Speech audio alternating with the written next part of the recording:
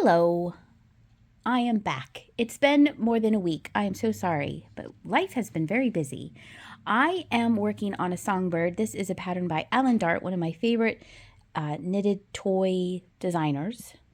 And I am making a bluebird, but I'm going to omit the legs. So it'll just have to sit. So over here, do you like my pajamas? They're little piggies.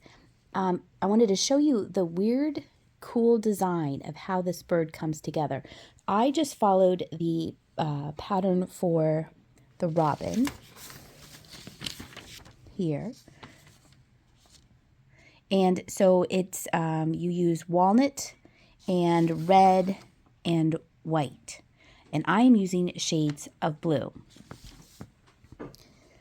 So here is the back. You start with the back, and then you put that on a holder, on a needle holder, and then you start at the back, and you work your way forward, and you're basically turning the heel, like turning a heel on a sock twice to kind of make the body. So this is the belly, and then this is the head here.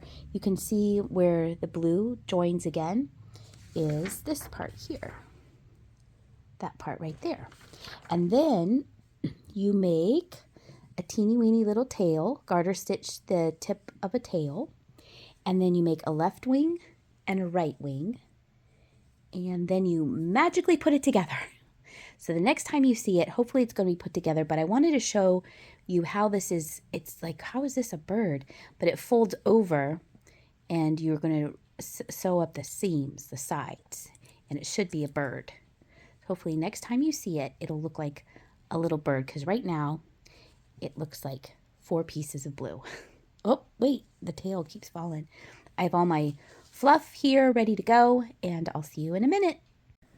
So I started seaming up the bird, and I wanted to show you how I sew them with invisible, like there's invisible stitch, so you don't see have a side seam. So you go in like 2 of the rows, or 1 row in. See how there's one right in front of my needle, and you pick a bar in between the knit stitches, and then you go over here and do the same thing on the other side, pick up that bar, and then when you pull it together, it's invisible. Thanks to Jenny for being my camera lady. Here is one side. I went as far down as I wanted to, and then I thought I should start on the other. Here it is. I did not put any eyes on it. 1, because I was trying to make it look like a bluebird of happiness, and they don't have any eyes, it's just glass. And 2, I don't have any eyes. I could embroider some, but I kind of like the look of how it is now. And I might have to put a little something down here so it'll sit.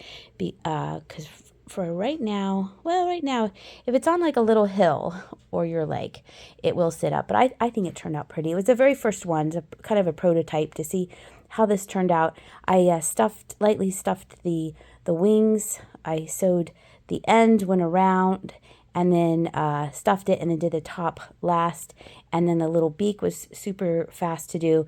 So the wings, the beak, the back, and the tail are all one color. And then this is, according to the pattern, this would have been white, this would have been red.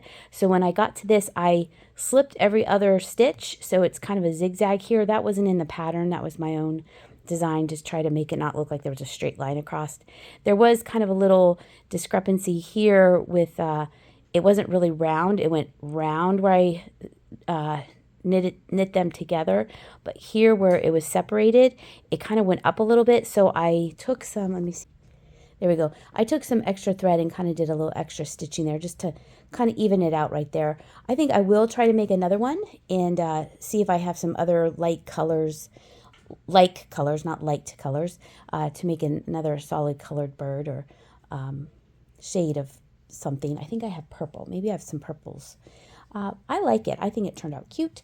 And then I also wanted to, in case you missed it, this is the cat that will be up for sale on my 2nd anniversary Whatnot sale on the 21st. This is a vintage check button that is uranium glass. It does glow, and she turned out super cute. It is made out of chenille yarn. There's her little tail. Chenille yarn. And her whiskers are actually a navy blue. If you look at them in the light, I thought I was using black thread and I actually was using navy blue. I had to use the black thread to sew her up in the back because the chenille thread would shed and then break. So I really, really like how she turned out. She is bigger than the normal cats I make. And here is the one I'm working on now. So you can see, let's see, I don't have the feet on yet. This one's going to be a little bit smaller. This one is made out of brown yarn. And then this yarn here is yarn that I spun myself a long, long, long, long time ago. And so because this yarn is bulky, I did have to, usually you cast on 62 for the sweater, and I had to make it a couple times, start and stop, because it was way too big.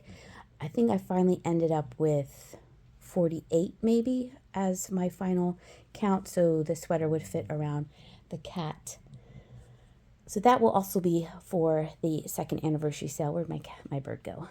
Sorry, this is another short video, but I did want to get it out before the weekend was completely over. I hope you enjoyed the update on the bird and the two little kitty cats. I will hopefully put out another video sooner rather than later on this channel. I appreciate your support so much, and I hope you're having a great evening, and I'll see you later.